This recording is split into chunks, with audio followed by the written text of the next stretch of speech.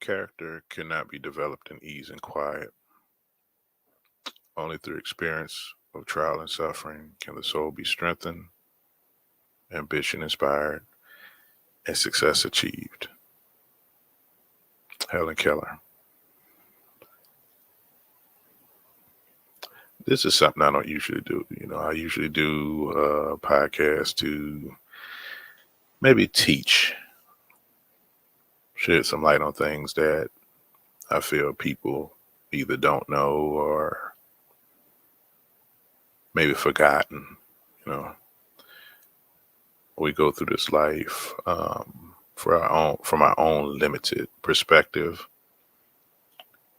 kind of blocking out everything else. If it don't fit, we usually do away with it, and it doesn't serve a purpose, so no reason to focus on it. So I think we go through life trying to pick the path of least resistance. We don't want to see the evils of the world. We try not to, but somehow we're drawn to it. We're human beings. We're fallible. We don't, we will never be perfect, but oftentimes we try to view others harsh or in a scope of being better than average human beings. Even though we say we don't judge, we tend to do that. We have high expectations of others while excusing our own either bad character, bad doings, or just our shortcomings. I think that's a bad thing in our community. We have that bad. Some things that I often think about early in the morning, or when I can't sleep, is how I'm viewed to people. I do this podcast thing sometimes twice a week, and it's it's long form. 2 hours maybe.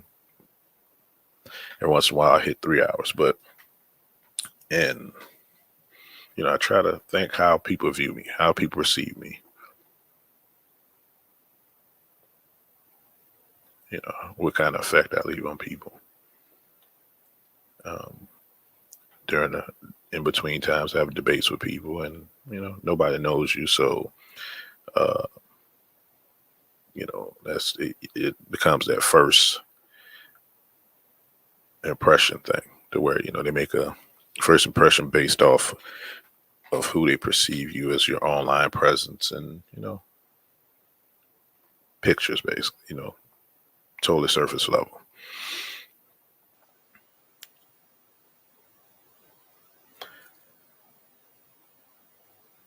You can't know a person based on one moment, one snapshot. And I know I'm kind of all over the place right now because I'm trying to collect my thoughts. This is totally impromptu, but you can't know a person. You can't know their heart based on what you see from pictures, based on what you hear from them in a certain moment in time. You know, we're human beings. I'm a man. I have my shortcomings. I have my strengths. But, just like anybody else, I'm human.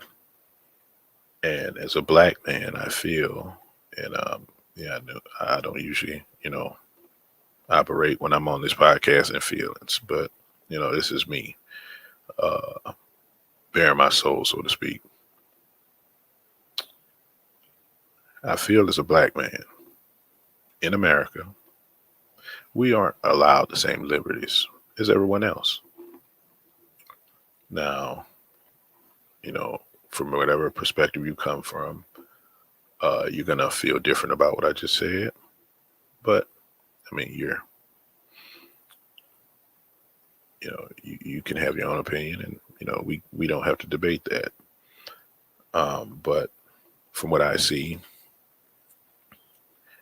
uh, historical from a historical viewpoint, black men were never wanted in this country. Well, they were wanted, but they were never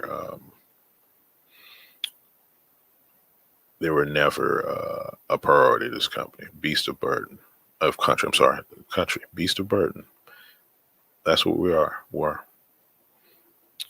I said are mistakenly, but I'm gonna stick with that. That's what we are to most people. They don't see the humanity of men, black men.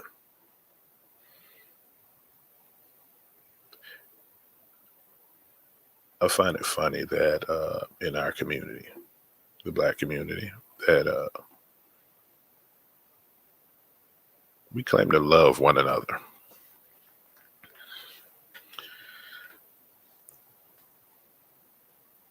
And love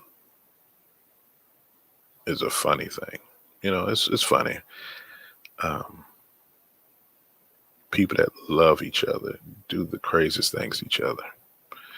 Um, Love can get perverted, and I think a lot of things in our community gets perverted and gets misconstrued over time, and based on emotions and everything else.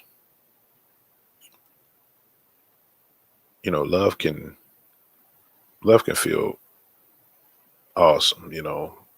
Have you feeling, on a cloud, feeling like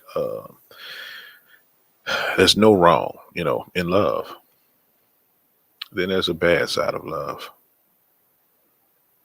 You know, we can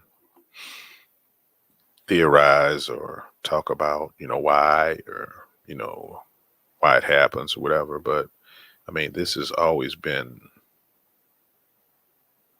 you know, the case during time. I mean, throughout time, throughout history. Um, you know, we have so many emotions, and love is supposed to be pure, but you know, because we're imperfect beings, and you know, we all come from different backgrounds and all kind of different walks of life. We perceive things a different way, and we react differently.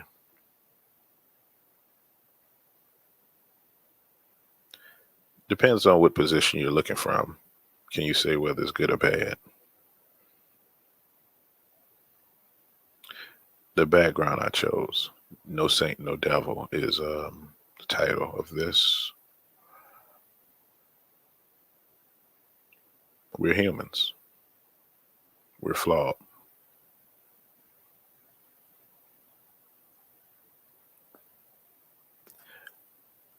Over the course of the last, I want to say, 24 hours, I've watched our own people, like, destroy somebody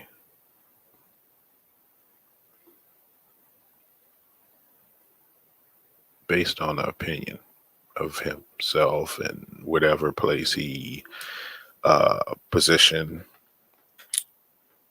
he took, how he viewed the world, his opinion. I mean, everyone has it. Like they say, opinions are like assholes. Everyone have it. But that was somebody that shared our own reflection. And good, bad, or whatever, or indifferent, he was a human being. He was a black man, and I I like talked to some people, and some people had views that were close to me, and it shook me. Like it seriously shook me, because as black folks, we don't give each other grace. And I'm not excusing myself from any of this, uh, anything I'm saying tonight or anything whatever thing I'm expressing or trying to express, it starts with me first. I've been guilty of, maybe judging people more harshly, but not to the point of where I wish ill will or death on anybody. Even my worst of enemies, people that I've done goodbye or tried to have the purest intentions towards, and they've done me wrong, basically stabbed me in the back or whatever. People that tried to kill me, actually, I've never wished anybody death. I feel as long as you have a breath in your body, you can grow and you can learn and you can come back. You have some sort of redemption. So death is final. You know, how can you change if you're dead? So um, we all start at one place, ground zero, and like I said, based on our past, we choose we either choose paths or paths choose us. But we walk in a place and we take positions that fit our lifestyle or basically how we see others around us. And excuse me, like I said, I'm kind of all over the place, but this is my thoughts. This is what happens early in the morning. Um, but like I said, I've seen, like, I've heard. I'm sorry. I've read. I've heard. I've seen some disturbing stuff. You know,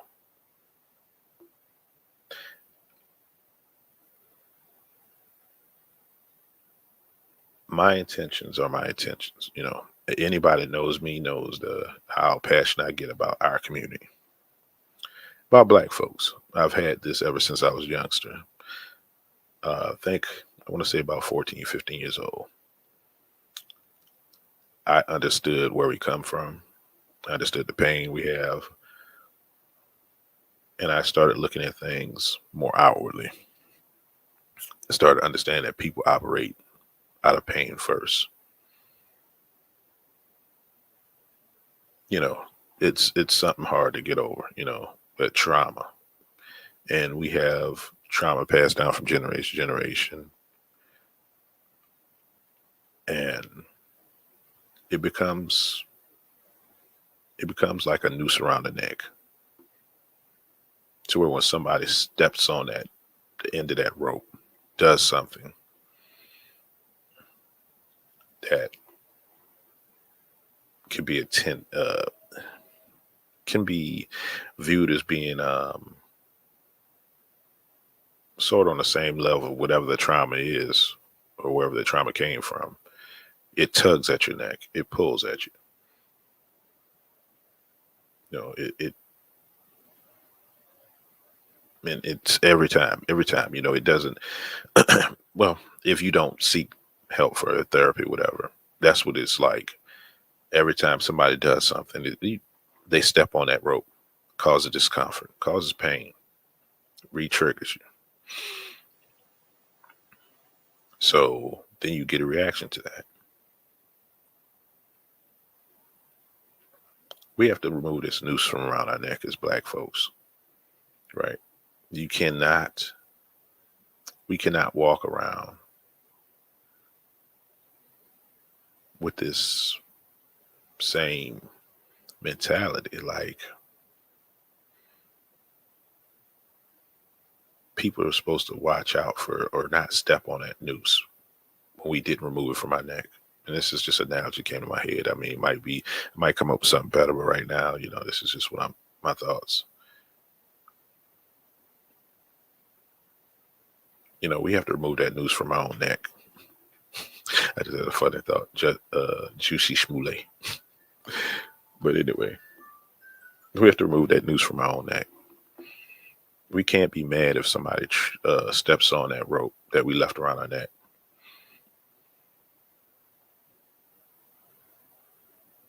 We can't complain about this person that's outside ourselves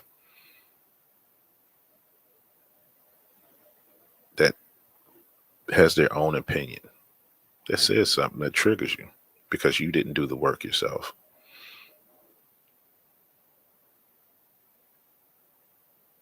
Nobody's perfect, like I said, and nobody owes us anything, contrary to popular belief. We are free in this country, but trust me, we're not free. And I think that's the biggest problem we have as Black people. We don't understand the limitations of ourselves. Because if we did, we would choose to get together and unify. We would stop trying to view ourselves in a more than human light, or others actually, in fact, a better than human light, because we all have our shortcomings. And the only way to get past that is to have people that care about you, that um, share the same views and kind of same interests, maybe, but that's not important. But that want the best from you and want to see the best for you. And the way to do that is sometimes to hold a mirror up to your face. I often have conversations with friends of mine, and majority of them they are female, and we have deep conversations about stuff. And the most important thing is being challenged. If you can't be challenged in life, you can't grow. Like I stated at the beginning, character cannot be developed in ease and quiet.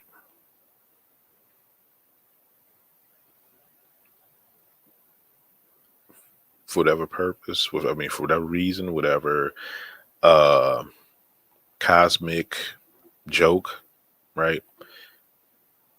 The things that usually hurt us make us stronger.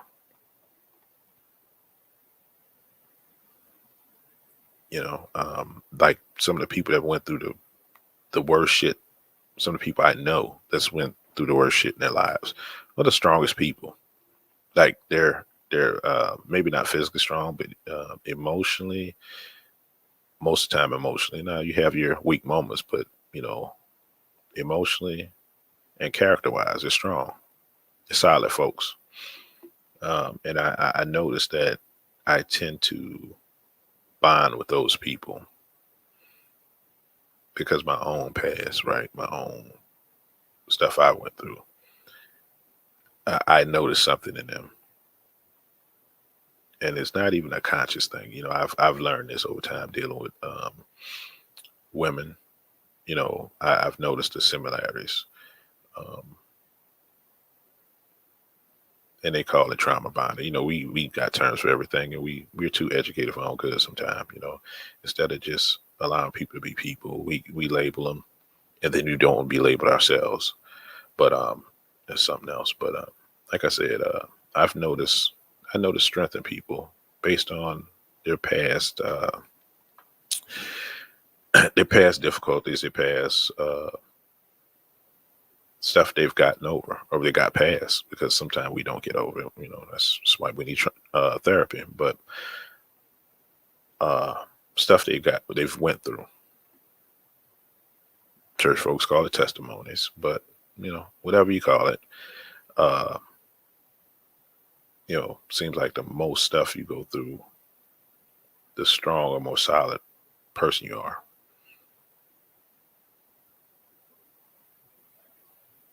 Only through the experience of trial and suffering can the soul be strengthened, ambition inspired, and success achieved.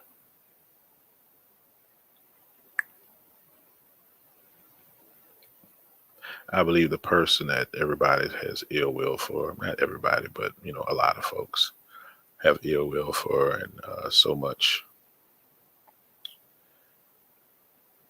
just evil, vitriol responses for, had his own issues, his own pain.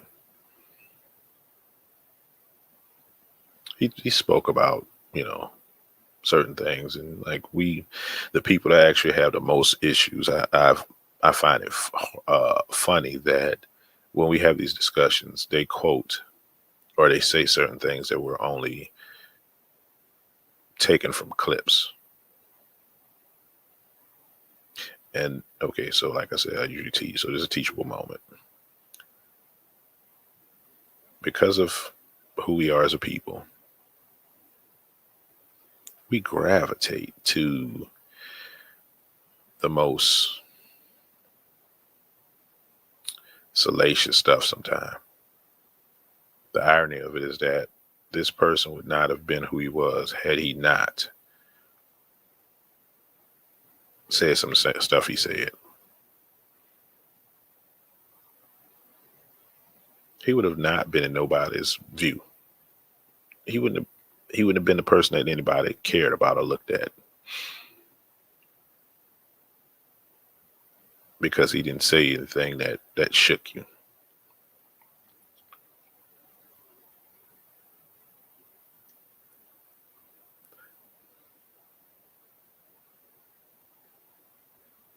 I care about people, right? So there's certain things that I would not choose to say or choose to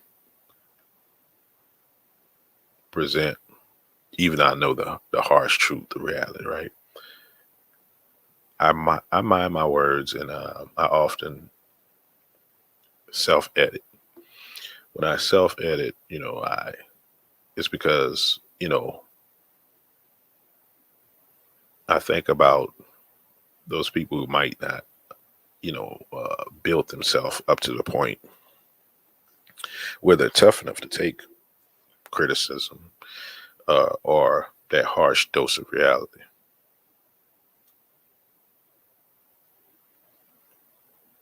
I think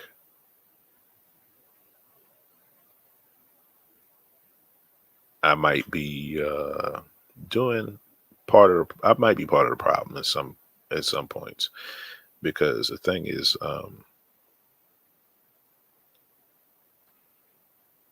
we we can't self edit. We really can't, not fully. I mean, you can be compassionate, but I've learned over the years that sometimes being nice about something doesn't give people the results they need, or actually, it takes them longer to get to that point that they need to get to. We used to know something about tough love. They used to have a term, tough love, and I can't remember, it was the 80s or whatever. It used to be popular, showing tough love to your kids to get the outcome you want from your kids. Now everything is about coddling, protecting people's feelings.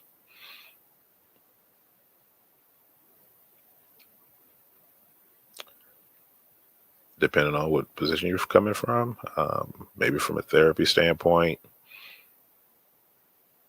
you might think, that's the way to go. Emotional, whatever, the emotional part of it.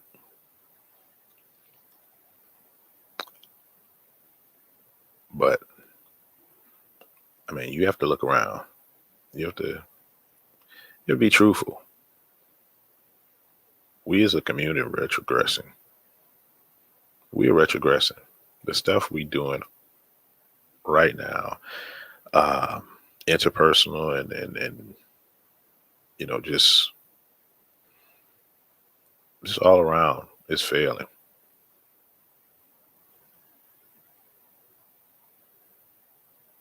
We need a mirror up to this community. We need a mirror. We need to look at ourselves,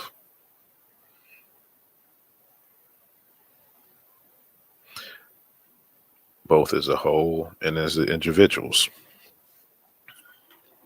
We have to have standards. We have to have some kind of base foundation for ourselves and our community.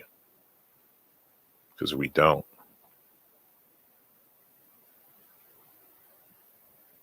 there is no right and wrong. Everything is subjective.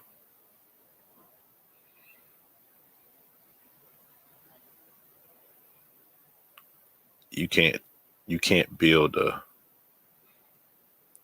strong foundation. You can't build a thriving community. You can't succeed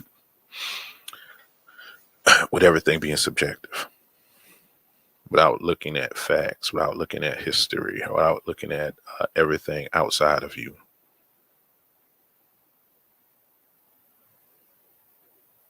What do you want? Like, what do you want from your life? What do you want from your lover, your partner? What do you want from your community? You should have those expectations.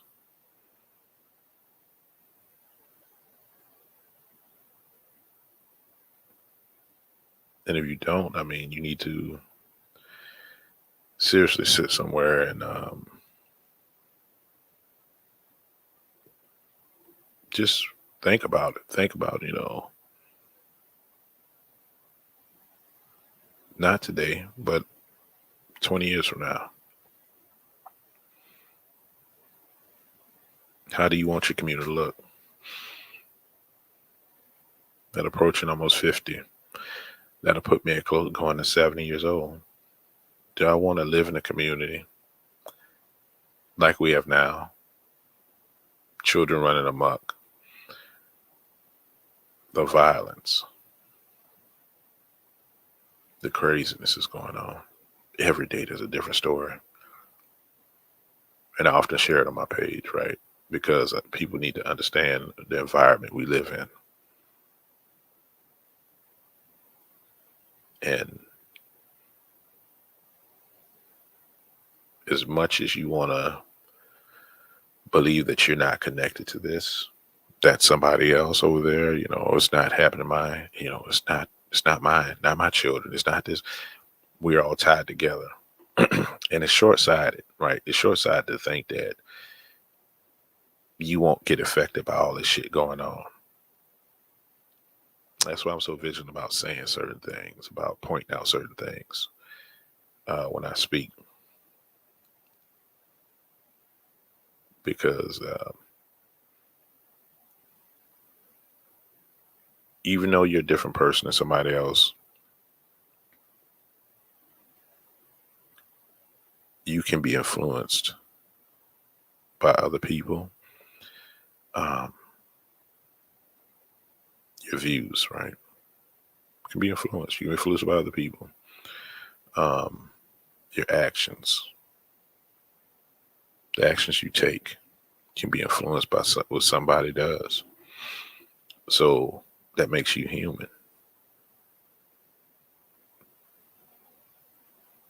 That makes us human. We come from a place in this country, and I'm talking about ancestors of slavery, to where we couldn't be humans. We couldn't. We were animals. We were treated like animals. And I think now that we've been free, we still have a lot of animal in us, like a lot of animal nature. We attack without any kind of thought, empathy, nothing, based on how we feel.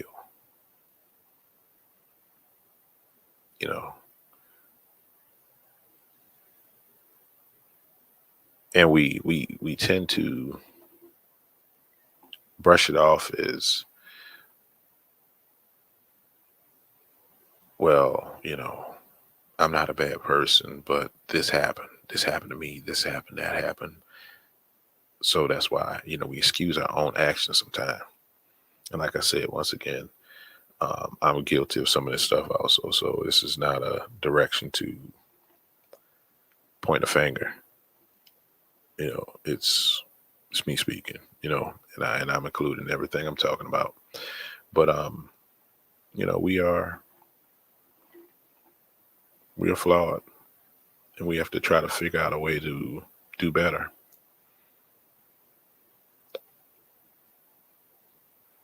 Like I said, when I read all that, heard all the stories and all the foolishness, and I thought about myself. Like I said, I've If you follow my podcast, you've heard me say several times I've been life or death situations. And afterwards, I had to sit down and think, damn, if I'd have died then, what would people have thought about me?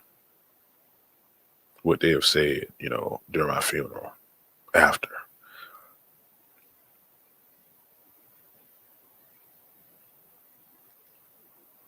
It's crazy because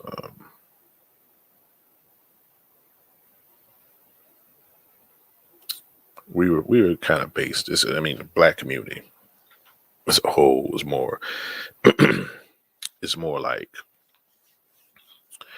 rooted in high morality, right? We used to be, right? Based in like the teachings of the Bible, religious stuff. You'll hear it in a lot of stuff people say, even though they might not be religious, they still have certain views that go back to, what we were taught, what we were given during slavery, after slavery.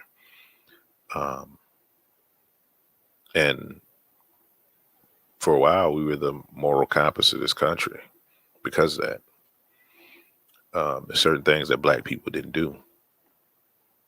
Now, not so much. We make excuses for everything. But we were the moral compass of this country. Um, I think that's why we judge harshly amongst ourselves, the black community, because we still remember that we uh, aspire to be better. We aspire to do better. Now, like I said, we've been perverted. Every bit and piece of our community has been sold out for the highest bidder. Our soul, our culture, the ones we made, our music,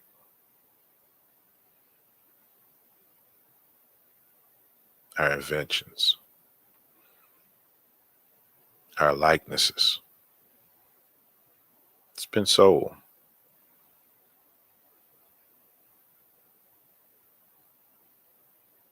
What do we have to call our own?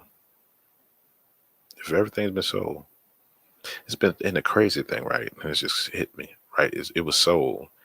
And I think about it. We're buying it back. We're buying it. Think about a likeness. Women. Women were known to be voluptuous,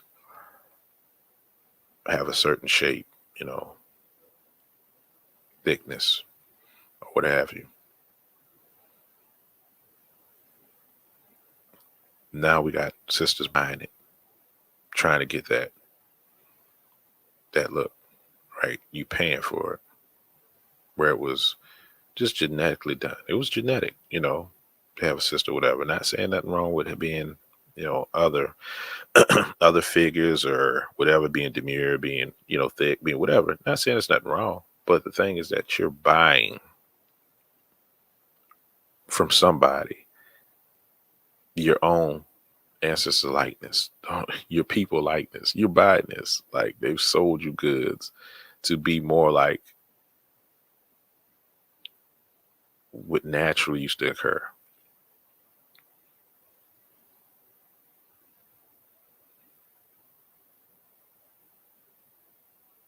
Like I said,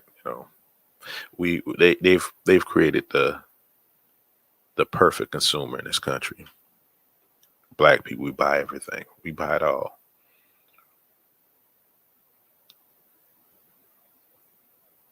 And we use all our resources to feed the insatiable beast in us, the ego, the validation that we get from things we buy. I've heard people say this before, and I've heard people get attacked because nobody wants to see themselves as being part of the problem. And I know this personally in my life, like when I didn't say anything, when I didn't speak up, I've noticed it, but I didn't say anything. Say the things I'm saying now. And yeah, it was cool. Oh, everybody wanted to be around me because it was fun. But when you start to notice that the things are damaging, right, in our community. Like things we do, the things we don't say are actually damaging us as a people. And you start to understand your part you play in this grand scheme of things. You realize that, if I'm not part of the solution, I'm part of the problem. And you start to take ownership.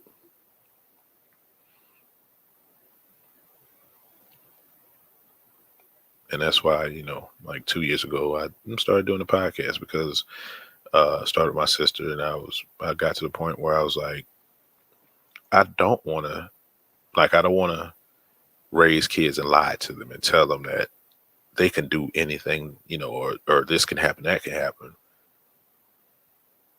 knowing the world we live in, knowing the environment they're in, knowing the community they belong to. I don't want to lie. I didn't want to lie to my children. And then on the other hand, I didn't want to sit back and complain about it either. Sit back and complain that the whole community, we ain't shit, we ain't, whatever. Because now I'm part of the problem on that end because I'm not doing anything. I'm lying on one end and I'm excusing on the other end. But I'm not doing anything. So, like I said, 2 years ago, when COVID happened and, we was kind of locked down, I started the podcast to talk about things that I think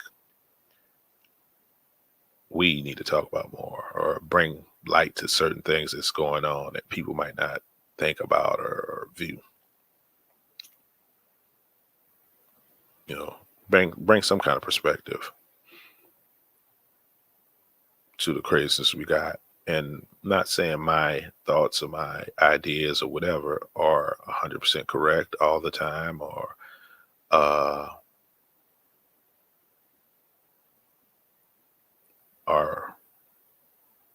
I don't know, or even sometimes even well thought out. Sometimes it's half-assed. Sometimes I admit. But the thing is, it's coming from pure intentions, and I am a student of everything around me, everything in the past, everything. I'm a student of everything. So the thing I can say about that is that in dealing with each other, right, in me debating people online, because I do that a lot. Uh, the thing is, we have to understand, you need to know who you're talking to. You need to understand that person. And when I say stuff, the first thing you should try to ask me or ask somebody is, what are your intentions, right? Because once you find out somebody's intentions, then you know what direction they're going in. From what path they're trying to take, and maybe can assist them in getting that to that point, or shed some light to try to get them to understand where they may be, where they may be short-sighted. Like I said, we're all human, so we need correcting.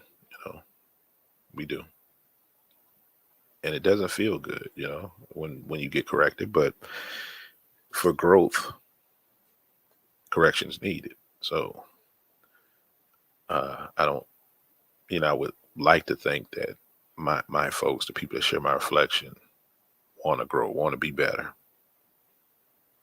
just don't want to exist in life. And that was at the point I was at 2 years ago. Like, people are dying for just breathing, like for nothing but just breathing air. I mean, what have you done in your lifetime that's made a change, to the ones around you? What have you done? Life is quick and you go like that. So, I'm like, maybe even talking about certain things that we've lost, like researching stuff. I put hours in thinking about stuff, reading stuff and researching stuff. And then I try to share it.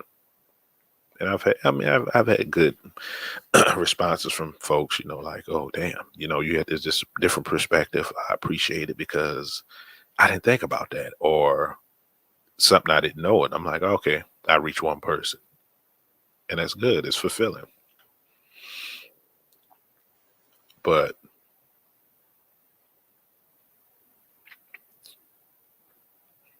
if I step on people's toes, right, and it makes them wake up and realize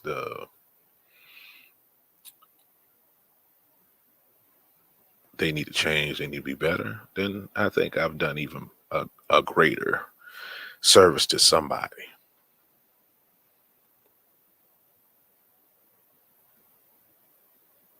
Because we can't always go through life like watching out for those ropes hanging from people's neck. We can't always go through life like tiptoeing over things because we will never change. It's for people to, in their own personal life, to figure out what bothers them and remove that or fix that in themselves. Everybody on the outside, is your responsibility to be truthful, be honest. You know, you care about somebody, don't just go along to get along, right? You're not doing them a service. You're not doing it injustice.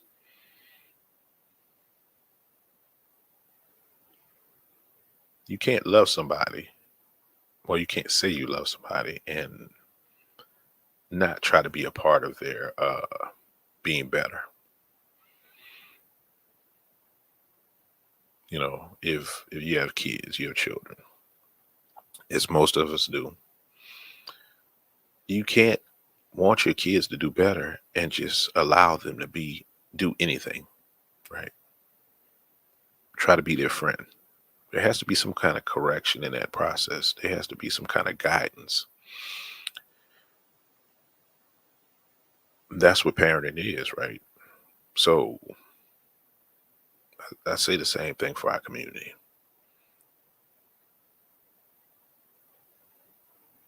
You have to be able to call people on their bullshit. You have to be able to try to correct the wrongdoings that you see around you.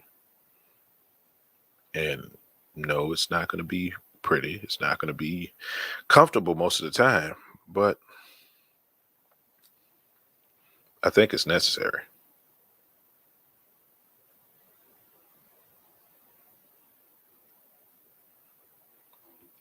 We're human beings.